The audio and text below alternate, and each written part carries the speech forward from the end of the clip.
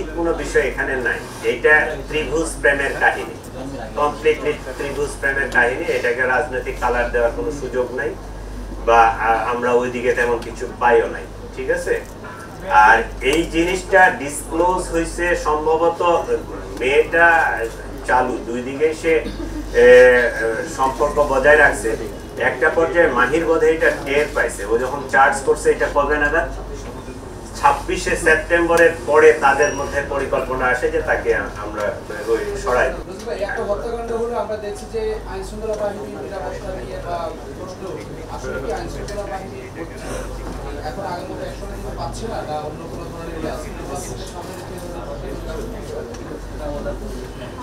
রোজকার সাধারণ খাবার এখন হবে অসাধারণ। প্রাণ স্বাদের মশলা, স্বাদ বাড়ায়, ঘ্রাণ ছড়ায়। আমরা এটা মেনেই নিছি, কারণ কোনো একটা ঘটনা ঘটলে আপনারা আমাদের সমালোচনা করবেন, এটাই ভালো। কারণ সমালোচনা করলে আমরাও সতর্ক হব, আমরা আরেকটু অ্যাক্টিভলি কাজ করতে পারবো, আইন শৃঙ্খলা পরিস্থিতি ভালো রাখতে পারবো, এটা পজিটিভ, ঠিক আছে। কিন্তু ঢাকা শহর 2-2.5 কোটি মানুষ বসবাস করে, এখানে যে রিক্সা শ্রমিক থেকে শুরু করে ওই বিলিয়নার লোকজন বসবাস করে, varieties of people, varieties mentality.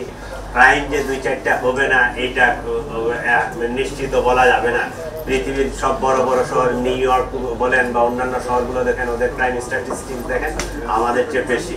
আমরা সেই তুলনায় আমরা মনে করবো যে আপনাদের সহযোগিতায়, আমাদের সহযোগিতায় সকলেই মিলে আমরা ঢাকা শহর অনেকটা নিরাপদ। 100% হয় আমি বলতে পারবো না যে একেবারে 100% ক্রাইম ফ্রি, এটা করাও সম্ভব না। বাট আমরা এটা চেষ্টা করি যে সবসময় একটা সহনশীল মাত্রায় যেন থাকে, পাবলিকের মধ্যে যেন যে সেন্স অফ সিকিউরিটি এটা যেন থাকে, এইটা আমরা চেষ্টা করি, এটা করে যাচ্ছি।